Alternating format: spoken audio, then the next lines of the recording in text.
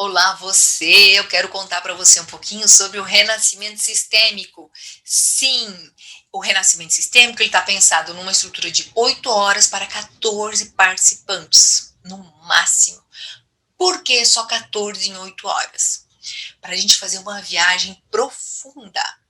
Sim, profundíssima, através da filosofia sistêmica e dos movimentos essenciais e constelações familiares, nós vamos trabalhar desde o dia da nossa concepção e vamos poder perceber no nosso corpo como as questões que aconteceram naquele momento, onde não era nem um feto ainda, já estão sendo acopladas, e vou usar essa palavra, pesando sobre o meu destino. E aí nós vamos passar pelo dia da notícia, alguns eventos, e até a hora do meu parto, de quando eu vim a furo no mundo, que foi onde começou o meu sucesso, onde foi a minha primeira respiração, começa o meu sucesso. Então nós vamos trabalhar essas questões com a mamãe, tudo vem da mãe, saúde física, prosperidade, vem da mãe. Diz o Bert Hellinger que quem não tomou a mãe não tem força para seguir no mundo. Uma das possibilidades do renascimento sistêmico é a gente refazer esse vínculo com a mãe. Tomar pai e mãe por igual no nosso coração. E a partir disso, estarmos mais presentes, mais centrados, prontos para viver o nosso destino e a nossa própria vida. Então, boa aula, boas conexões para você. E te vejo no workshop de renascimento sistêmico. Venha fazer parte desse trabalho que transforma vidas. Beijo para você! Para a gente aproveitar muito bem o nosso tempo de hoje para falar sobre renascimento sistêmico, que é um assunto ultra mega importante. Aqui já tem algumas carinhas que já fizeram renascimento comigo. A pessoa que mais fez renascimento comigo foi a Lisete, porque ela fez para ela, fez para um filho, fez para o segundo filho, fez para o terceiro filho, fez para 4 filhos. Então, ela participou de 5 grupos meus. Né? Então, não é, Lisete? Super recomendo para quem não fez ainda. E olha, acho que esse ano vai ter mais gente fazendo para os filhos, né? Porque tem algumas colegas que disseram que vão fazer. Sim, já na turma já tem inscrito, agora as mães já fizeram, estão fazendo para os filhos, né? A Jusceleia está aí também, já fez, está mostrando com o dedo que sim, né?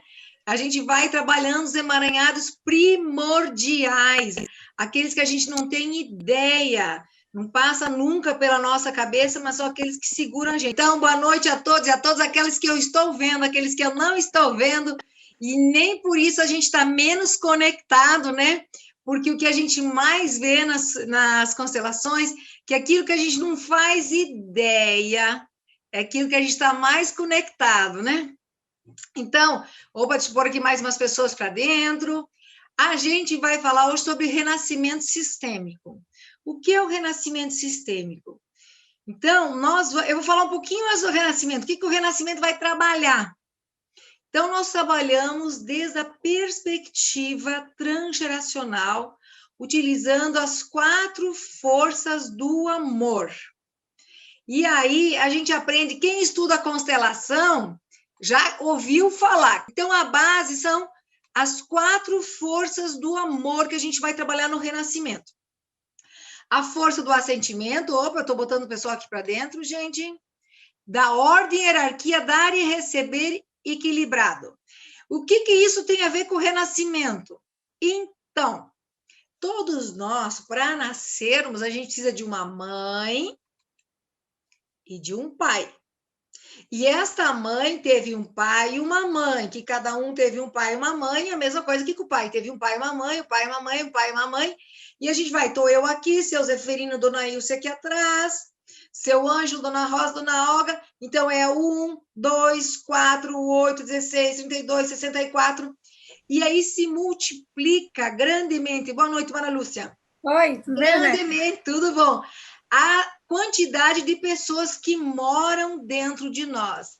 Então, para que nós existíssemos, foi preciso muita gente existir antes. E o Bert Hellinger, ele observou algumas, ele chamou de ordens do amor, que é o pertencimento, a hierarquia e o dar e receber equilibrado. Brigitte, a minha atual professora, estudiosa de Bert, percebeu que o Bert sempre falava do assentimento. E aí ela também compreendeu, com os anos, que ordem, né, a tradução, eu sempre explico isso, a tradução do alemão para o inglês, depois para o português, da ordem, ficou um pouco fora do que o Bert gostaria que a gente compreendesse como ordem. Um outro sentido no alemão, que eu não sei pronunciar, gente. Então, a Brigitte chamou de forças do amor, porque nós somos energia, então tudo é energia e está fluindo em direção de mais vida. E como é uma força, tudo que eu faço volta para mim. Então, se eu excluo alguém, por consequência, eu também vou ser excluída. Porque, pela lei do dar e receber equilibrado, se eu estou dando uma coisa, eu recebo a mesma coisa do outro lado. Então, a gente está sempre navegando nessas 4 forças. Então, é o assentimento, sim, para tudo do jeito que é, mesmo que eu não compreenda. Pertencimento, ordem, hierarquia, dar e receber. E o que isso tem a ver com o renascimento? Eu estou falando rápido, porque eu quero falar bastante coisa. Então, o que isso tem a ver com o renascimento? Quem já fez o renascimento sabe que a gente vai trabalhar os emaranhados primordiais, aqueles que ocorreram no dia da nossa concepção. Nossa, Arlete, mas naquele dia eu já começo a me emaranhar? Sim, eu já começo a me emaranhar, porque, na verdade, eu não comecei no dia que eu fui concebida. A gente sabe, pela psicogenealogia, que existe um tal projeto que tem um nome lá, que a gente é concebido 9 meses no inconsciente dos pais antes da gente ser concebida. Como assim, Arlete? Mas o meu pai e a minha mãe, eles só foram e se encontraram uma vez. Foram lá dançar, né? E aí se encontraram, rolou um love, amorzinho, tchá. Minha mãe engravidou e meu pai foi embora. E como que eles sabiam que eles se encontraram 9 meses? Não, eles não sabiam conscientemente. Mas o campo da mãe, o serviço que ela precisa prestar para o campo, e o campo do pai, eles, sabe, imã, chave fechadura, adenina, tinina, guanina, dentro da nossa célula, é assim que funciona. Então, todos nós a serviço do nosso campo familiar. Então, o que acontece?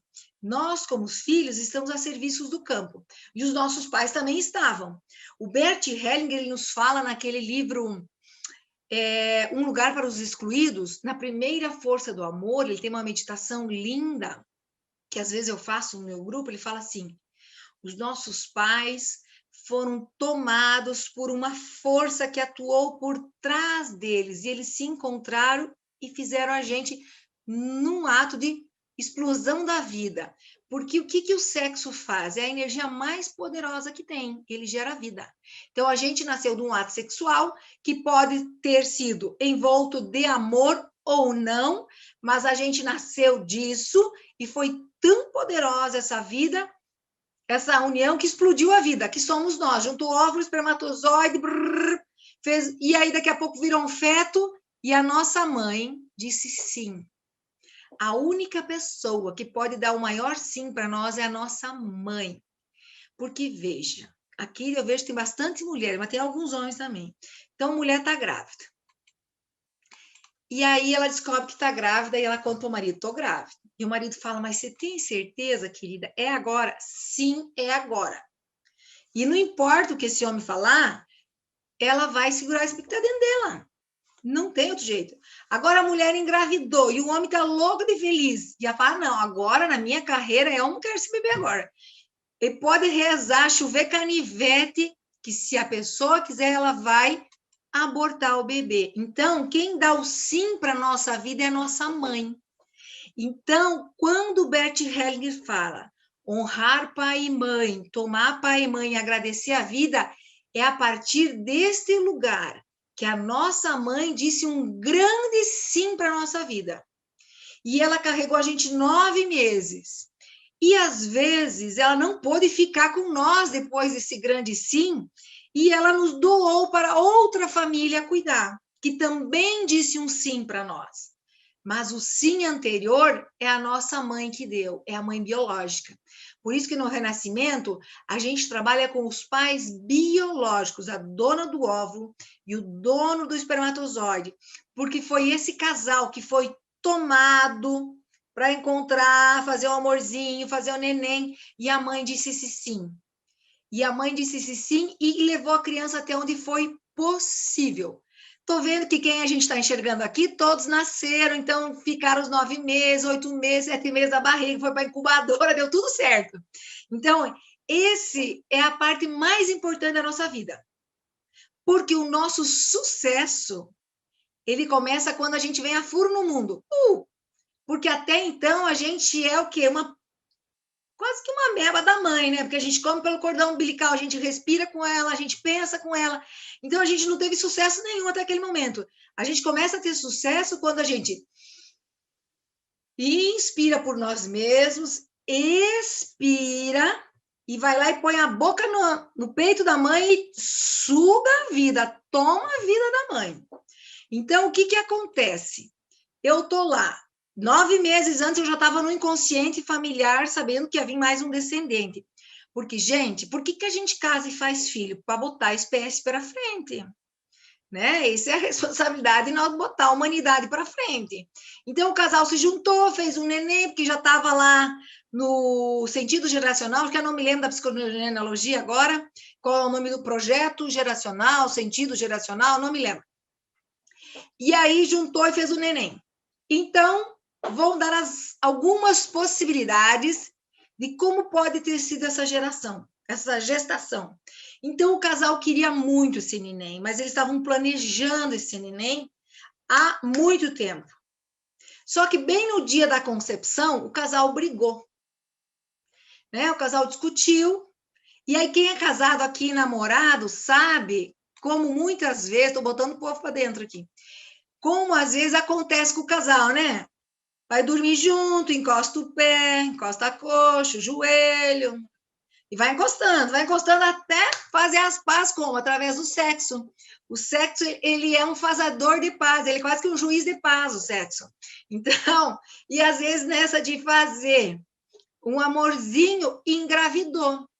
Então, o casal queria muito, mas gestou o filho naquele dia que estava brigado.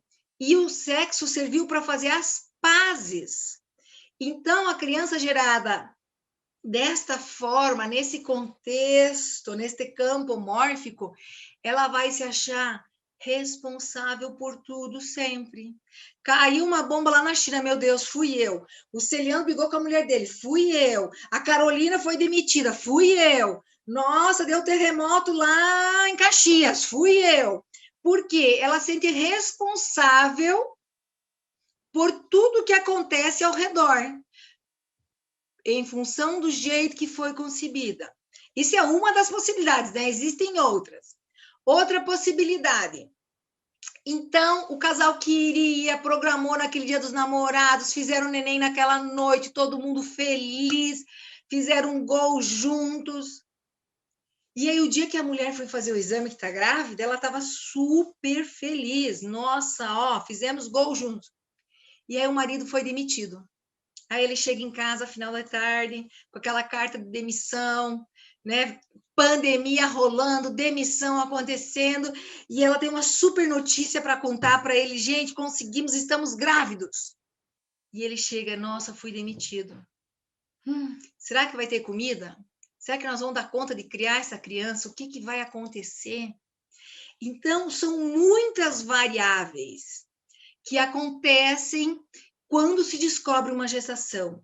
Se descobriu que está grávida, e às vezes alguém morre na família, um vô, uma avó, um tio, descobre uma doença. Então, são variáveis das mais gigantes possíveis. E como é que a gente vai trabalhar isso, né? Lá no campo. Porque o que acontece? Sistemicamente, então, lembra a lei da ordem, hierarquia, dar e receber? Então, eu grudei aí, ó, tchuf, o meu óvulo e o espermatozoide juntou, nidou no útero, grudou, tá ali, tá gestando. A gente quer ficar nessa família a qualquer custo. Eu brinco que deve ter um ministério de quando tá para ir para a barriga da mãe, fala assim: eu prometo, eu prometo, eu prometo, eu prometo. Então, a gente ama demais já, sem conhecer o pai e a mãe, e a gente fica dizendo: ó, deixa que eu dou conta. A minha mãe tá com uma dor, eu carrego. O meu pai tá com dor, eu carrego. O meu avô, eu carrego. Então, a gente vai fazendo o quê? A gente não é nada ainda. Quem já fez renascimento ou presencial por não sabe. A gente é mal um ovo zigoto. Mas já está emaranhado, que está maior que o pai, está maior que a mãe, está carregando o vô, quer resolver o problema daquele outro. E aí, a criança, isso é estudo, né, da psicologia, até mais ou menos os 9 meses, após sair da barriga da mãe, ela sente tudo que a mãe sente. Então, e ela não tem outra opção a não ser fazer tudo aquilo que os pais sentem. Por quê? Ela está tão imersa ali e ela precisa mamadeira, ela precisa trocar fralda, isso depois que ela saiu. Então, imagina antes. Ela precisa daquele ambiente para sobreviver. E por causa desse profundo amor, desejo de pertencimento, ser reconhecida, ela vai prometendo tudo. E aí que eu vou me emaranhando com tudo e com todos da minha família nesses momentos. Então, sem contar que isso é o que a gente faz por nós mesmos, nos emaranharmos, né? Mas, para além disso, tudo que a nossa avó passou na gestação dela, que foi quando estava grávida da nossa mãe, aquilo ali acorda naquela hora, né? Faz um download, que a gente é acostumado agora com o celular, né? Faz um download, passa ali por... Como é que chama aquele negócio? Que encosta o celular assim, enfim, passa por aquele negócio lá que é o... Daqui, como é que é o nome daquilo lá, Celiano? Esqueci o nome da tecnologia. Bluetooth. Obrigado, passa por Bluetooth. Passa tudo por Bluetooth, né? E esse Bluetooth vai conectar com o Google Drive familiar. Então, tudo que a nossa avó materna passou na gestação, a gente passa. O que a nossa mãe passou? A bisavó. E vem vindo. E vem passando e a gente vai registrando. Então, eu, por amor à minha família, eu já falo assim, deixa que eu carrego isso, deixa que eu carrego aquele outro. O pai está triste pelas questões dele, eu vou lá, deixa que eu carrego, a mãe também está lá. A mãe não gostava do pai. Isso, a gente está falando de uma gestação que foi concebida dentro de um casal que estava casado, que tinha amor, e aquelas outras gestações um pouco mais difíceis, às vezes um abuso, às vezes um ato que a mulher não queria, está casado, o homem chegou embriagado, e ele não queria, ela não queria, ele queria, e aquela briga foi lá, engravidou, não deixa de ser um abuso, por mais que está casado. A criança gerada aí vai estar sempre submetida a algumas questões de abuso. As crianças que não foram desejadas, não foram vistas, né? Então, ela está sempre escondendo que vai que alguém me descobre e daí eu perco a vida. Então, a gente está sempre se escondendo com medo de botar a cara no mundo, porque vai que alguém me descobre, se me descobre, eu corro o risco de morrer. Então, essa memória vem aqui da barriga, da época da gestação. E também na época da gestação, a nossa mãe, inconscientemente, manda alguns mandatos para nós, na época da gestação, logo que a gente nasceu, coisas que ela também recebeu da mãe dela, que recebeu da mãe dela, que recebeu da mãe dela. E fala assim, ó, eu não dei conta de fazer. Você faz por mim, meu filho? E a gente faz o quê? Claro, mamãe, eu faço por você, porque eu te amo demais. E aí a gente cresce e fala assim, nossa, minha mãe é super tóxica. Sabe, a minha mãe é tóxica demais, não posso ficar perto dela. E aí eu escutei da Brigitte e eu amei o que escutei. Uma pessoa falou assim, Brigitte, minha mãe é tóxica. Ela falou, tóxica é você, porque se você vê uma mãe tóxica, é tóxica. As mães não são tóxicas. Elas são pessoas que sofreram demais e fizeram o que elas davam conta. As mães amaram por demais as suas mães, amaram por demais as suas avós. Então, nesse sistema, não é tóxico o que está se passando, é um amor cego, é um amor com dor. Então, jamais dizer que a nossa mãe é tóxica, que a minha mãe é isso, a mãe é aquele outro. Não, a mãe deu o grande sim para a vida e ela fez o que ela deu conta. E aí, se ela teve essa atitude, que com ela foi pior. E se a gente for lá na nossa avó, foi pior ainda. E se for para trás, foi pior ainda. Então, a gente vem numa melhora de relações, mesmo com dor. Então, um convite para quem está aqui me ouvindo, né, no Insta, no YouTube, no Zoom. Se você tinha algum momento um pensamento que a mãezinha era tóxica, respira, barriguinha no chão, reverência, perninha para trás. Mãe, sinto muito que eu te chamei de tóxica, você fez o que deu conta, você me deu mais do que você recebeu, mãe. Agora eu vejo como é grande o teu amor pelos teus ancestrais. Porque como nós amamos por demais os nossos pais amam os pais deles, e que amaram para trás, e que amaram para trás, e que amaram para trás. Então, o renascimento, ele vem nos possibilitar olhar para esse momento da concepção, para o dia da notícia da nossa gestação, certo? O que aconteceu ali? Agora, imagina, agora a gente está numa pandemia, Covid. Como é que uma gestante, né, recebe a notícia de uma gestação no meio de uma pandemia? Meu Deus, eu vou pegar Covid, eu não vou pegar Covid, vou sobreviver, vai nascer antes, vai nascer com síndrome infantil, vai nascer com aquele outro. É milhões de coisas. E tá certo essa mãe, ela é humana, ela tá com medo. Vai passar tudo pro bebê. A gente não sabe como é que vai ser essa geração pós-pandemia. A gente já sabe que tem muito bebê nascendo com muitas síndromes respiratórias, síndrome de pânico, síndrome daquilo, porque é o medo que a mãe passou. Né? Então, as nossas mães também passaram muito medo na gestação delas. Quem é mãe aqui sabe, né? O medo que passa, vai nascer, não vai nascer. E outra coisa, gente, as mães, cada vez que elas dão a luz para nós, elas põem a vida dela em risco. Então, é deste lugar que as mães colocaram a vida em risco para que a gente pudesse vir a fúria e estar aqui, é desse lugar que a gente agradece as mães e honra. Não é se a mãe não trocou minha fralda, não limpou meu ranho, não me deu a comida que eu queria, gostava mais da minha irmã, fez aquele outro negócio, nossa, mas eu queria que ela não me fez, ela não foi aquele dia na escola ver a minha apresentação. Não, isso é um presente.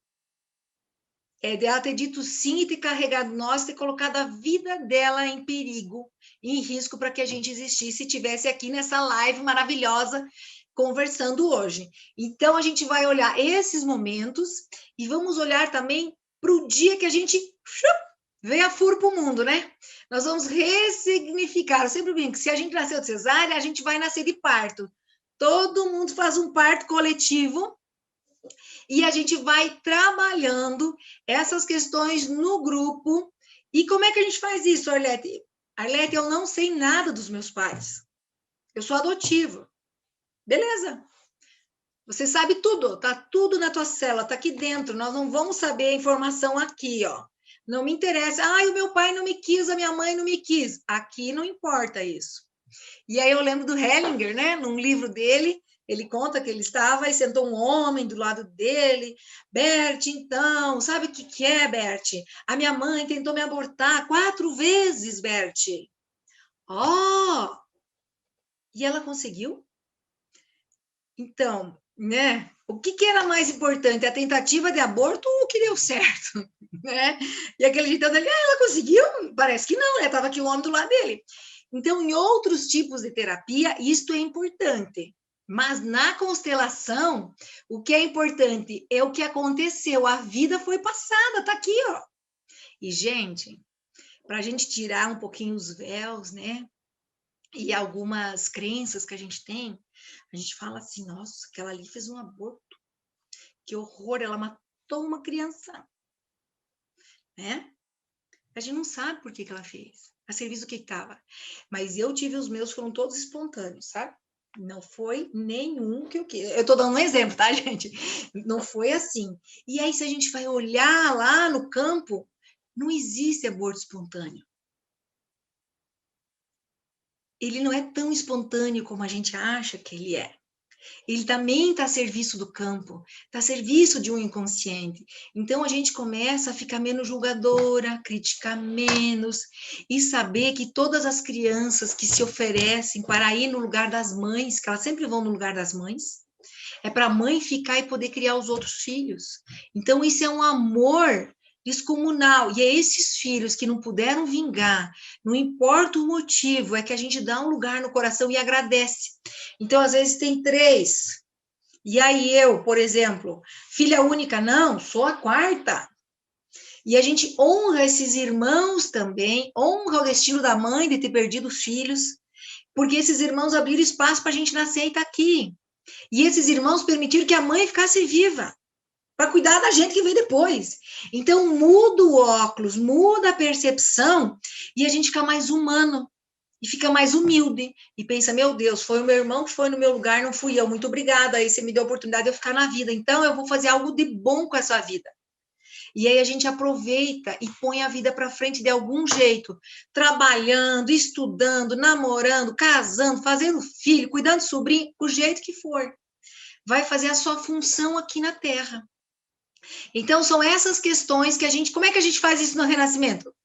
Exercícios sistêmicos, a partir da percepção do corpo, e também vamos trabalhar com constelações. E é assim que a gente vai fazendo o tempo inteiro. É percepção, veio a informação, é fenomenológico.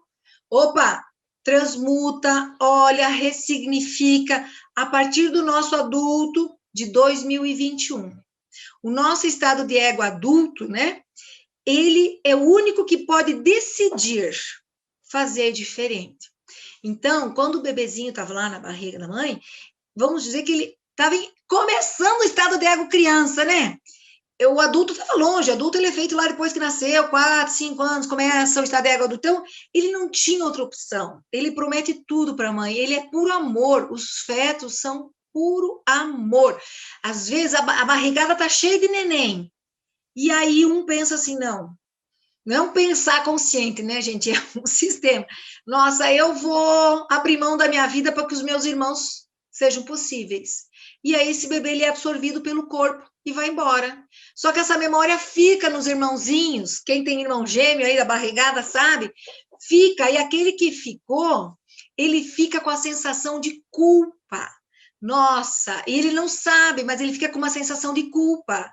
Nossa, matei alguém, fiz alguma coisa, aí a gente come para 1, para 2, para 3, para 4, compra 5 sapatos igual, 3 camisas iguais.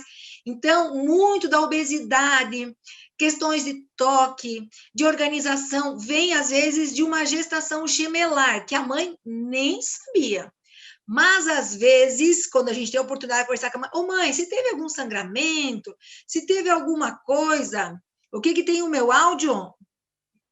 Celiano, tá tudo alto aqui. A mãe nem sabia que era gêmeos, mas teve um sangramento. E às vezes nem sabia que estava grávida, ainda depois descobriu que estava grávida. Ou teve um sangramento e continuou a gravidez. Nossa, achei que ia perder, mas não perdi, tá aqui. Então, isso aparece no Renascimento. Em todos? Não. Só em quem teve.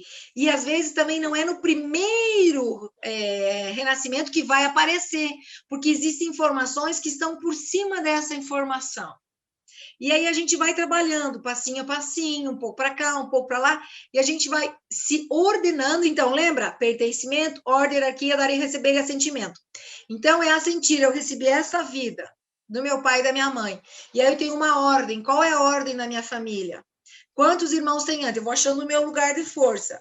O meu lugar de força é o dia 6 de novembro de 72 e na ordem dos irmãos aqui. Ótimo. E aí, se eu quero salvar minha mãe, eu saí, fui lá para o lugar da minha avó. Então, eu saí do quê? Do lugar. Então, eu já saí, posso estar aqui como com os irmãos, mas fui lá para a mãe, saí do lugar. Se eu excluo um irmãozinho, mesmo que eu não saiba conscientemente, eu não estou deixando pertencer, estou ocupando o lugar do outro. E aí o dar e receber equilibrado. Então, a única relação que não é, vamos dizer, equilibrada é entre pais e filhos, porque os pais estão aqui, dão a vida, e nós estamos aqui. Como é que a gente faz para pagar essa vida para os pais? A gente passa a vida para frente, dando netos, ou trabalha com algo que gere a vida? Vai ser professor, vai ser constelador, vai ser terapeuta, vai ser advogado, vai ser radialista, qualquer profissão que gere vida. Certo? Enfermeiro, não importa, vai ter uma agência de casamento, vai girando vida aí, que é botar a vida para frente. Então, é assim que a gente paga a vida dos pais, não querendo resolver os problemas deles. Então, a gente também inverte muito fácil isso no dar e receber. E, às vezes, né, a gente percebe, logo no nascimento, o bebê não quer nem saber. Não, eu não vou tomar a vida da minha mãe, não. O meu irmãozinho morreu, não tenho permissão. É inconsciente. Então, a criança não consegue tomar a vida que lhe foi presenteada por várias questões. Por emaranhamento lá atrás, ou porque um gêmeo foi e a gente ficou e a gente não sabe. Então, são muitas questões que podem interferir na nossa vida. E aí a gente pensa, vou constelar tal sintoma. Aí eu constelo 1 vez, 2 vezes, 3 vezes e continua a mesma coisa. Sempre muda um pouquinho, mas muito pouco. Porque está lá no emaranhado básico, está na hora da concepção, está na hora do dia da notícia, está na hora que nasceu, e a gente vai ressignificando. E a Brigitte, a minha professora, ela fala que se a gente pudesse fazer um renascimento por ano, por uns 3, 4, 5 anos, porque cada vez vão aparecendo outras capas de memória que a gente vai acessando e vai tomando consciência e vai ordenando e deixando cada um no seu lugar com o que pertence. Eu queria agora, assim, já falei bem rápido a gente falar tudo, né? O básico é isso. Eu quero saber se alguém tem alguma pergunta. Se Leandro, levante a mão aí, eu abro o microfone aqui do Zoom, e aí aquelas perguntas que eu souber responder, eu respondo, porque tem pergunta que eu não sei responder, já aviso. Tem gente aqui, né? Fala, Carolina. Fala, Arlete, só uma pequena coisa que eu não tinha entendido, perdi-me, entretanto, porque fiquei a pensar no que estava a dizer, sobre quais são os filhos que depois, para celebrar a vida que nos foi dada, têm as profissões como terapeutas, gerar casamentos, etc, etc. São todos? Não, é que eu falei assim, a gente não tem como pagar a vida para a mãe, certo? E para o pai. Então, a gente trabalha em coisas que geram vida. Por exemplo, a sua profissão, okay. ela gera vida. Porque quando você atende bem um cliente, né, ou numa profissão que você tem, ou na outra, você está gerando vida, você está gerando contentamento. Então, todas as profissões, na verdade, geram vida. É a forma que a gente lida com a profissão, né? Mas isso significa, então, que quem não trabalha por opção, que não está a agradecer a vida? Então, eu não diria que seria tão simples assim, né? Okay. Eu não diria que seria uma linha reta esse raciocínio, mas alguém que não consegue estar a trabalho, a serviço, pode estar emaranhado por não conseguir dar o passo na vida. Obrigada. Né? Entendeu? Ficou claro? Obrigada. Para a gente saber se essa pessoa aí que você pensou está nisso, é olhar no campo, porque ela pode estar a serviço de muitos excluídos, de muitos mortos que não puderam estar aqui, então ela também... Porque, gente, quem é que passa dormindo? Meu pai que dizia, vou aproveitar a vida, que eu vou deixar para dormir quando eu morrer. Então, quem não vai lá, quem está morto, né? Que já está ali, ó. Então, quem está vivo está em movimento. Então, aquele que não consegue, ou por alguma patologia, ou por alguma outra coisa, pôr a vida em movimento, ele está a serviço e está mostrando algo. Possivelmente excluídos, que faltaram ser olhados. Aqui alguém antes levantou a mão, não vi quem era. Bom, não sei. Se alguém quiser fazer mais alguma pergunta, e aí eu vou fazer um exercício para a gente, que exercício de conectar com pai e mãe nunca é demais, né, gente? Fala sério, que é todo dia, 3 vezes por dia. No café da manhã, uma gotinha, de meio-dia, uma gotinha, de noite, outra gotinha. A gente vai tomando, pai e mãe, doses homeopáticas. Porque um ladinho de meu tomou, o outro lado da Arlete não tomou. Aí toma e destoma, porque a gente é humano, né? A gente está com um monte de emaranhado aí, um monte de fidelidades, um monte de campos... E a gente vai fazendo trilho de conflito. Então, hora eu entro em acordo aqui. E daí, daqui a pouco, eu voltei para a fidelidade. Por isso que as constelações não são milagre. Né? Elas são um caminho de vida. A gente vai, constela uma coisa, aprende ali, daí constela outra. É trocar o óculos. Então, fui lá e constelei. Deixa eu ver o quê, por exemplo. Mas é que eu constelei minha relação aqui com o marido. Que a gente brigava muito. Aí lá eu entendi que, nossa, eu estava ali olhando para os meus mortos, estava a serviço, ele estava para lá, eu estava para aqui. E daí, nossa, 3, 4 dias depois da constelação, estavam só flores. Mas lá pelo 5º dia eu já fiquei braba, já voltei a fazer, mas porque você... Eu já entrei, caí, né, no tonel do tomate até o pescoço. E aí, nossa constelação parou de funcionar? Não. A constelação, ela te oportunizou olhar para algumas questões, e quando você entrar naquela dinâmica que você já conhece, que é conhecida, que fazia parte da vida da sua mãe, da sua avó, de brigada, você respira e pensa, nossa, eu estou em 2021, eu sou a Arlete, esse aqui é o meu marido, o que aconteceu mesmo? Estou brigando por quê? Qual que é a questão? Será que eu preciso brigar tanto mesmo? É só um pouquinho? Porque o que acontece? Por fidelidade aos nossos ancestrais, eu estou dando esse exemplo agora, né? É porque nós, mulheres, e os homens também, mas eu vou falar das mulheres especificamente, se as nossas mães não tiveram um bom relacionamento com os nossos pais, se a nossa avó não teve um bom relacionamento, a gente não tem permissão para se dar bem com o marido. Então, a gente briga com ele, arruma, qualquer pé de galinha vira sopa, né? Por quê? Porque a gente não tem permissão. Como é que eu vou dizer para minha mãe, mãe, olha, eu estou super feliz, tá tudo legal, vai me dar uma culpa se eu estou no meu estado de ego criança em dizer isso para ela. Então, a gente vai, com as constelações, aprendendo a vir para o adulto, e o adulto honra esta mãe, entende que esse era o destino dela, ela estava a serviço, e eu, a partir do meu adulto, com culpa mesmo, eu escolho ser feliz, pelo esse preço. Porque a gente sempre tem um pensamento mágico, né?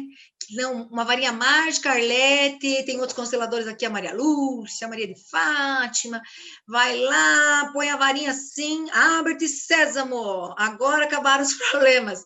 Só que não, é um caminho, e é um caminho de humildade, de reconhecimento, é um caminho que dói, precisa passar pela noite escura, para depois ver a aurora do dia, então é piano, você vai lantando, step by step, um passinho de cada vez, um dia eu vou para frente, um dia eu vou para trás, eu vou 3 passos para frente, eu volto 2 para trás, e assim eu vou indo, e vou me tornando cada vez mais humana, menos julgadora, abrindo mão de algumas crenças que me limitam. Então, a gente vai lá no Renascimento ver essas questões primordiais. E eu não sei se a minha amiga está por aqui, que tem bastante gente, e eu não vou citar o nome, mas se ela estiver por aí e quiser aparecer, tem uma cliente minha que lá, acho que já há uns 3 ou 4 anos, a gente fez um renascimento lá perto da Maria Lúcia, né? Lá no Salto Veloso, Maria Lúcia, eles estão lá em Videira, e ela tinha uma queixa no renascimento, né? Acho que a Maria Lúcia estava nesse, a Lisé também, e os ossos eram frios. Ela sentia os ossos frios, né? Porque ela tinha sido gerado no útero, que estava doente, com câncer, e a mãe foi a óbito depois. E a gente fez o renascimento, e no final do renascimento ela falou, agora eu tô com os ossos quentes. E tá por aí? Não. Depois, e aí eu pergunto a ela, volta e meia, porque ela continua minha cliente agora por Zoom, eu falo, e daí? Tá quentinho o osso? Tá quentinho. Então, o que aconteceu? Ela conectou com a vida. Veja, fui gerada num útero que estava doente. Então, a morte estava muito perto. E quem é que fica gelado? O morto fica quente ou gelado? Ficava gelado. Então, se quem aí sente muito frio, está com as extremidades geladas, está carregando o morto. Presta atenção. Então, a gente vai esquentando o corpo a partir do momento que a gente vai conectando com a vida. E aí são N relatos do renascimento, né? Que as coisas vão acontecendo. Então, o que acontece, eu não faço ideia. Cada um tem a sua plantação e a sua colheita num trabalho desse. Não é receita de bolo, não é igual para todo mundo. Cada um tem o seu jeito. A Lisete que já fez alguns, né, Lisete? Cada um é de um jeito, né? A Lisete é a que mais fez renascimento. Né? Para ela e para todos os filhos. E cada vez era uma surpresa, né, Lisete? Cada vez a família aumenta. Então, e cada vez fica mais leve as coisas. Legal, viu? Tem a pergunta da Maria aqui, que ela diz o seguinte, é preciso fazer mais de uma vez o renascimento?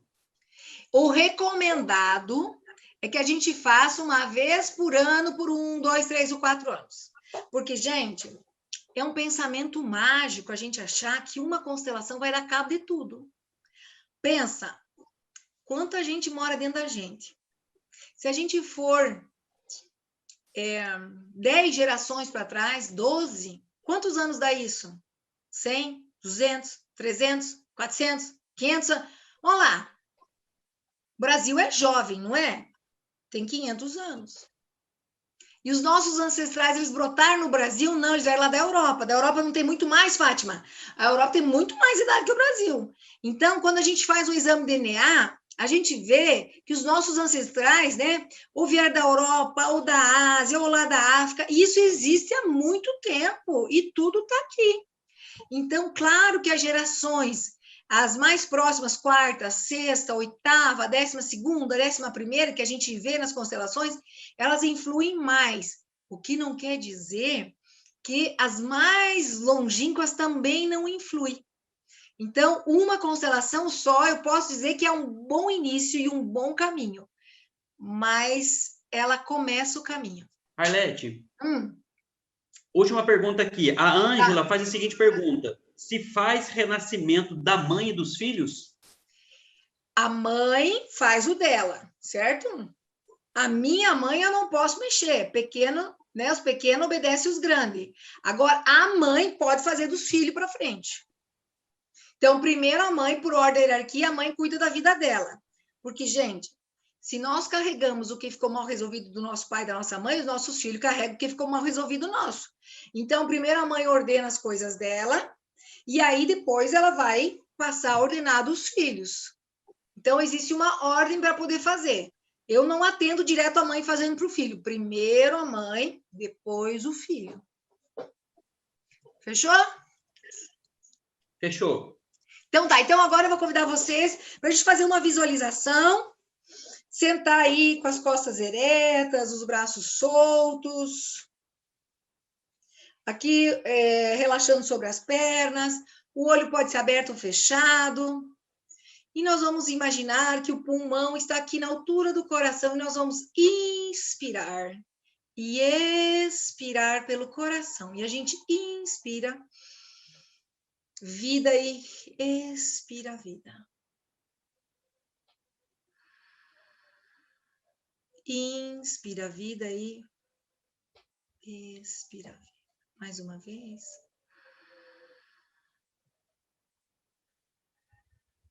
E agora a gente vai levando a consciência para a planta do pé direito e todo o lado direito do corpo. E a gente vai se conectando com todas as informações do nosso pai biológico.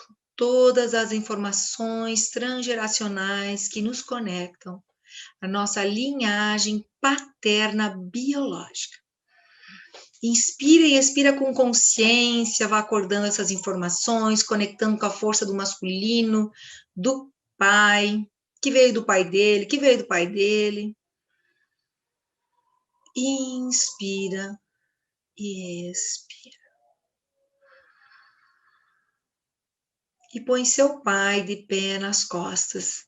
Se alguém aqui é adotivo, é um homem que possivelmente é parecido com você, de pezinho nas suas costas, do lado direito, e do lado do pai biológico, o pai que criou, ou a pessoa que criou, masculina.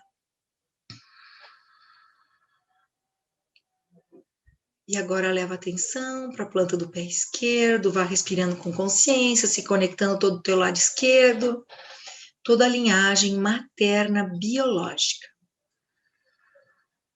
Tudo que veio através da mãe. De pé nas costas, cada um põe a sua mãe. Aqui não temos diferença entre mortos e vivos. Todos estão vivos nas nossas células. E quem é adotivo? Uma mulher, a dona do óvulo, que disse sim para a tua vida. Põe ela e do lado a mãe, a pessoa que criou do sexo feminino.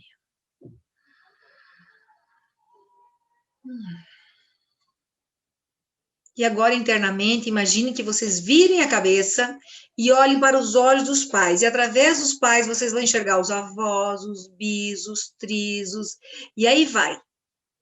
Até a 15ª geração, são 65 mil pessoas que existiram para que a gente pudesse estar aqui.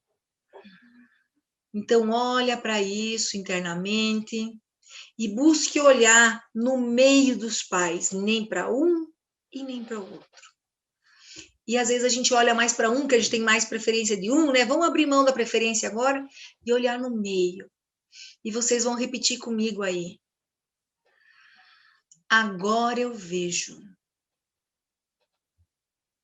de quão longe a vida veio.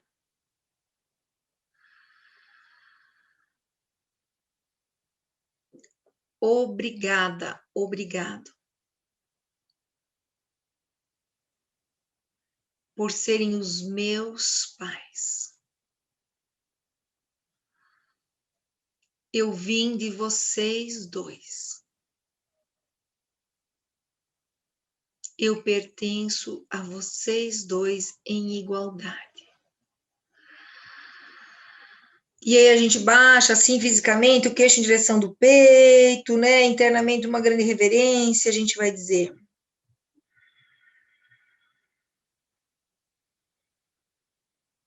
agora eu abro mão das minhas preferências. E vejo que a vida foi possível por causa dos dois. 50% papai e 50% mamãe. E o que há entre o casal não me concerne. Pai e mãe, o destino de vocês é maior do que o meu amor. Obrigada por serem os meus pais. São os melhores pais que eu poderia ter. E eu sou o melhor filho, a melhor filha que vocês poderiam ter. E em cada célula minha, eu os amo.